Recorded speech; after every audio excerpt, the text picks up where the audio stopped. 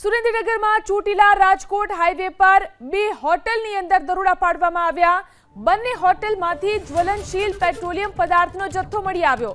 Hotel નાગરાજમાં 4000 litre જ્વલનશીલ petroleum પદાર્થનો જથ્થો મળી આવ્યો છે, તો હોટલ ખુશ્બુમાંથી 1000 લીટર જ્વલનશીલ પેટ્રોલિયમ પદાર્થનો જથ્થો મળી આવ્યો। હોટલ ખુશ્બુમાં રસોડાની અંદર આ જથ્થો મૂકવામાં આવ્યો હતો।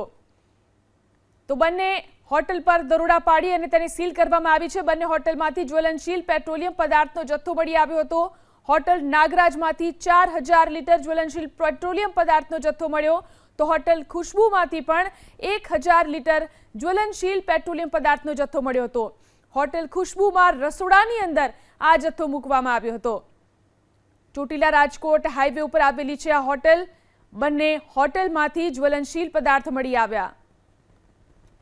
સુરેન્દ્રનગરમાં ચોટીલા રાજકોટ હાઈવે પર બે હોટલની અંદર દરોડા પાડવામાં આવ્યા। બંને હોટલમાંથી જ્વલનશીલ પેટ્રોલિયમ પદાર્થનો જથ્થો મળી આવ્યો।